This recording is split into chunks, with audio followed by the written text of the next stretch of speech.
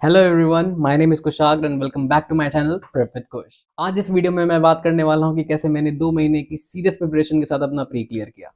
And पहले मैं कुछ डिस्क्लेमर्स देना चाहता हूं कि ये वीडियो बिल्कुल भी उन लोगों के लिए नहीं है जो अभी अपना प्रिपरेशन स्टार्ट कर रहे हैं। मैं आपको एक चीज क्लियर बता देना चाह रहा हूँ कि लास्ट ईयर मेरा एग्जाम देने का कोई प्लान नहीं था। मेरे पास जस्ट 2 मंथ्स थे एंड मैं जानता था कि उस टाइम पे मेरा मेंस इंटायरली नहीं होने वाला है। मैं तो प्री क्लियर भी श्योर नहीं था। तो मैं बस ये चाह रहा था कि मैं एक बार देखूं कि एग्जाम होता कैसा है, कैसा प्रेशर फील होता है एंड कैसा पैटर्न वगैरह होता है। उसके लिए मैंने वो एग्जाम दिया था। लकीली मेरा प्री क्लियर हो गया था एंड मैंने कुछ मेहनत किए थे, कुछ टिप्स लगाए थे जिसकी वजह से भी हुआ। और मैं ये किसी भी तरीके से नहीं कहना चाह रहा हूँ कि 2 महीने में आप पूरा का पूरा सारा एग्जाम यानी कि मेंस तक क्लियर कर सकते हो। उसके लिए आपको एक प्रॉपर स्ट्रैटेजी एंड पूरा कोर्स अपना कंप्लीट करना होगा एंड साथ ही में आपको काफी ज्यादा प्रैक्टिस भी चाहिए होगी उसके लिए। मैं इस वीडियो में आपको सिर्फ ये बताने वाला हूँ कि अगर आप सिर्फ प्री पे फोकस कर रहे हैं एंड आपके पास टाइम बहुत ज़्यादा कम है तो उस टाइम पे आप कैसे अपना प्री क्लियर कर सकते हैं। तो अकॉर्डिंग टू मी सबसे ज़्यादा इंपॉर्टेंट चीज़ जो है प्री क्लियर करने के लिए वो ये है कि आपको किसी भी अपने 2 सब्जेक्ट को तो स्ट्रॉन्ग बनाना ही पड़ेगा। मेरे केस में मेरा कॉन्ट्स उतना अच्छा नहीं है तो मैंने रीजनिंग और इंग्लिश को अच्छा बनाने का पूरा ट्राई किया था। एंड इंग्लिश के लिए एक डेडिकेटेड वीडियो मैं बहुत ही जल्दी लेके आने वाला हूँ एंड उसमें मैं आपको बहुत अच्छे से बता पाऊंगा कि क्या चीज़ें मैंने यूज़ की एंड कैसे मेरा इंग्लिश काफ़ी ज़्यादा इंप्रूव हुआ है।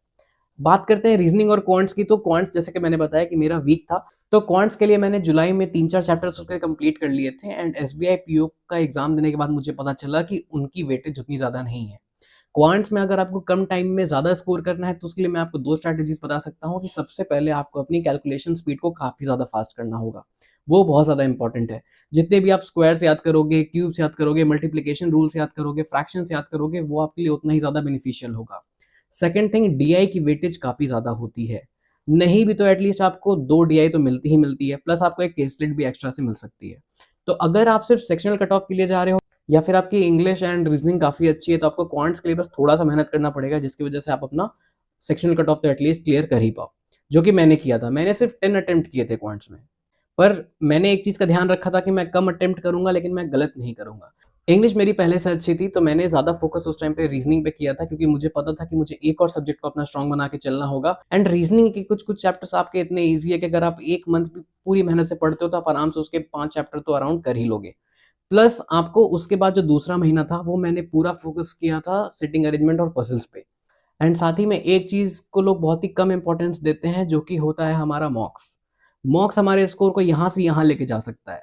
मॉक्स को कभी भी आप हल्के में मत लीजिएगा। अगर आप बिगिनर हैं, आपने कुछ चैप्टर्स कर लिए हैं, आपने सिटिंग एंड अरेंजमेंट के भी कुछ बेसिक क्वेश्चन कर लिए हैं, तो भी आप मॉक्स देना स्टार्ट कर सकते हो अकॉर्डिंग टू मी। बाकी किसी और का कोई और व्यू हो सकता है, बट मेरी अगर आप माने तो प्री के लिए आपको 100% स्कोर चाहिए नहीं होता है। आपको अपना बस स्कोर मैक्सिमाइज करना होता है। एंड अगर आपने किसी 2 सब्जेक्ट को अपना स्ट्रॉन्ग बना लिया है, तो किसी थर्ड सब्जेक्ट में अगर आप कट ऑफ से भी ऊपर लेके आ रहे हो तो भी वो सही है, क्योंकि मैंने भी कोई बहुत ज़्यादा स्कोर नहीं किया था। बट आईबीपीएस पीओ एंड इस बार की जो कट ऑफ गई थी एसबीआई पीओ प्री की वो काफ़ी ज़्यादा चली गई थी, 66 के अराउंड चली गई थी। बट बेसिकली वो इतनी जाती नहीं है। अगर 66 भी गई है तो भी आप समझ सकते हो कि 2 सब्जेक्ट भी अगर आपका स्ट्रॉन्ग है तो आप अपने किसी थर्ड सब्जेक्ट को मीडियोकर भी लेके चलोगे तो भी आप उसे आराम से क्लियर कर सकते हो। इस केस में ऐसा ज़रूरी नहीं है कि मेरे लिए रीजनिंग और इंग्लिश स्ट्रॉन्ग था तो आपको भी वही दोनों सब्जेक्ट करने हैं। आप किसी भी 2 सब्जेक्ट को अपना स्ट्रॉन्ग बनाकर किसी थर्ड सब्जेक्ट को एक सपोर्ट की तरह ले सकते हो सकता है आपकी इंग्लिश वीक हो सकता है आपकी रीजनिंग वीक हो। मेरे केस में मेरा क्वांट्स वीक था जिसपे मैंने ज्यादा फोकस किया और एक अप्रोच लगाई कि कैसे मैं अपने मार्क्स को मैक्सिमाइज कर सकता हूँ। मॉक से आपको पता चलता है कि किस क्वेश्चंस के वेटेज क्या होते हैं एंड आप अंडर प्रेशर परफॉर्म कैसा कर रहे हो, क्योंकि ऑन पेपर आपके पास कोई टाइमर नहीं होता है, आप किसी भी स्पीड से सॉल्व कर लेते हो। बट जब आप मॉक्स देने जाते हो तो वहाँ पे एक फिक्स टाइम होता है जिसके अंदर में आपको वो क्वेश्चन सॉल्व करने होते हैं। एंड एग्जाम में भी आपको वही सेम प्रेशर फील होता है। इसीलिए मैंने आपको कहा कि एक बार आप मॉक्स दोगे तो आपको ज्यादा समझ में आएगा कि मैं 20 मिनट में कितने क्वेश्चन सॉल्व कर पा रहा हूँ। एंड ऐसा नहीं है अगर आपको मॉक्स में बहुत ज्यादा खराब स्कोर आ रहे हैं तो आप बैठ के उदास हो जाओ या दुखी हो जाओ। वैसा आपको कुछ भी सोचने की जरूरत नहीं है, क्योंकि मॉक्स में कभी कभी मार्क्स खराब होते हैं क्योंकि उसका या तो लेवल ऊपर होता है या फिर आपने वो चैप्टर नहीं पढ़े होंगे जिनका वेटेज उस मॉक्स में ज्यादा हो।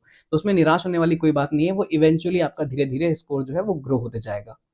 प्लस जो मैं आपको बताने वाला हूँ कि रीजनिंग में जैसा कि मैंने आपको बताया कि 4-5 चैप्टर तो आप इजीली कर लोगे फर्स्ट मंथ में एंड सेकंड मंथ में आपको पूरा फोकस लगाना है सिटिंग अरेंजमेंट और पजल में। मैं ये नहीं कह रहा कि बहुत ही बेसिक क्वेश्चंस आते हैं, बेसिक क्वेश्चंस आपके क्लर्क में आते हैं, बट पीओ में थोड़े वेरिएबल वाले क्वेश्चंस आते हैं, तो 1 महीना वहां तक पहुंचने के लिए भी आपके पास एनफ है। प्लस अगर आप उसके साथ अपने मॉक्स को ऐड कर दोगे एंड ओवरऑल एग्जाम दोगे तो आई थिंक आप रीजनिंग भी आराम से अच्छा स्कोर कर पाओगे रीजनिंग में भी। प्लस अगर आपका क्वांट अच्छा है, आप शुरू से क्वांट में अच्छे रहे हो, तो वो आपके लिए बेनिफिशियल हो सकता है कि आप अपने क्वांट को स्ट्रॉन्ग लेके चल सकते हो। साथ में अरिथमेटिक जो आती है वो बेसिक आती है, वो बहुत कुछ हार्ड नहीं आती है। तो अगर आपने थोड़े थोड़े क्लासेस भी करके रखे हैं एंड ओवरऑल आपने मैक्सिमाइज कर लिया चीज़ों को, तो आप उस पर फोकस करके अपने क्वांट्स के स्कोर को भी बेहतर बना सकते हैं। मैं एक और बहुत ही इंपॉर्टेंट बात आपको बताना चाह रहा हूँ, या तो आप मेरी वीडियो देखकर या किसी भी वीडियो को देखकर ऐसा मत सोच लीजिए कि उनका ये स्ट्रांग है या उसका ये स्ट्रांग है तो मैं भी वही कर लूंगा।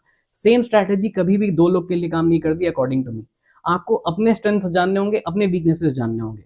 मैंने भी वो चीज सोचा, जब मैं स्टार्ट कर रहा था, चैप्टर्स पढ़ रहा था, तो सेकंड या थर्ड चैप्टर ही मेरा क्वाड्रेटिक का आया था। लोगों ने बोला क्वाड्रेटिक बहुत ही ईजी होती है, सबसे बन जाती है, कुछ नहीं है उसमें। बट मेरे से क्वाड्रेटिक नहीं बन रही थी। मैंने बहुत ट्राई किया बट मेरे से क्वाड्रेटिक नहीं बन रही थी, तो मैं उसे छोड़ के आगे बढ़ गया था। क्वाड्रेटिक लोगों को बहुत ईजी लग सकती है, मेरे लिए वो ईजी नहीं है। मुझे हो सकता है कुछ चीजें ईजी लगती हूँ जो दूसरों के लिए बहुत हार्ड है। तो ये मैं कह रहा हूँ कि हमेशा अपने स्ट्रेंथ्स पे आप प्ले करें। ऐसा नहीं कि उनका ये अच्छा है तो मेरा भी अच्छा होगा, तो मैं भी इसी को ज्यादा इंप्रूव करता हूँ। उसमें आपको खुद के लिए डिसाइड करना होगा कि आप किस चीज में बेटर हैं, एंड आपको उस पर ज्यादा फोकस करना है। एंड जो आपकी वीकनेसेस है उसको आप अगर एक बार के लिए उस टाइम पे इग्नोर कर रहे हैं, क्योंकि आपका एग्जाम अगर पास में लगा हुआ है, तो ही मैं ये सजेस्ट कर रहा हूँ, तो आप थोड़ा उसको इग्नोर करके भी चल सकते हैं। बट अगर आपको मेंस क्लियर करना है या फिर इन डेप्थ में अगर पूरा एग्जाम क्लियर करना है, तो उसमें आपको किसी भी चैप्टर्स को छोड़ना नहीं है। आप उसमें थोड़ा ज्यादा मेहनत करें कि क्यों मेरे से नहीं बन रहा है, क्योंकि एक्चुअली वो बनेगा ही। अगर फिर भी नहीं हो रहा है तो बाकी सारे चैप्टर्स को आप इतना ज्यादा स्ट्रॉन्ग कर लें कि कोई एक चैप्टर आपका लास्ट में मैटर ही ना करे। तो प्लस ये हो गया आपका रीजनिंग और क्वांट्स की स्ट्रैटेजी बेसिकली क्या है, और इंग्लिश की जो इन डेप्थ स्ट्रैटेजी है कि कैसे मैंने अपने इंग्लिश के स्कोर को काफी ज्यादा इंप्रूव किया, एंड मैंने क्या चीजें की ड्यूरिंग माय प्रिपरेशन जिससे मेरी इंग्लिश काफी ज्यादा अच्छी हुई। एंड इंग्लिश की एक कंप्लीट स्ट्रैटेजी कि कैसे मैंने अपने इंग्लिश को धीरे धीरे इंप्रूव किया, एंड कैसे मैंने एग्जाम के पहले 2 महीने में क्या एग्जैक्ट स्ट्रैटेजीज लगाई, एंड कैसे मैंने वहां पे मार्क्स को मैक्सिमाइज करने की कोशिश की, ये भी मैं आपको बताने वाला हूँ। एंड बिगनर्स के लिए मैं एक कंप्लीट वीडियो लेके आने वाला हूँ, जिसमें मैं आपको प्री टू मेंस कैसे आप तैयारी कंप्लीट कर सकते हैं अगस्त तक, इस पे एक डिटेल्ड वीडियो लेके आने वाला हूँ। और मैं भी क्या करने वाला हूँ वो भी मैं उसमें ऐड करने वाला हूँ। प्लस इंग्लिश के लिए मैंने क्या क्या किया, कैसे मैंने अपने स्कोर को इंप्रूव किया, वो भी मैं एक वीडियो बहुत ही जल्दी लेके आने वाला हूँ, जिससे आप एटलीस्ट अपने कट ऑफ को तो पार कर ही पाओगे। That's it for today. For more such videos like share and subscribe to my channel. तब तक के लिए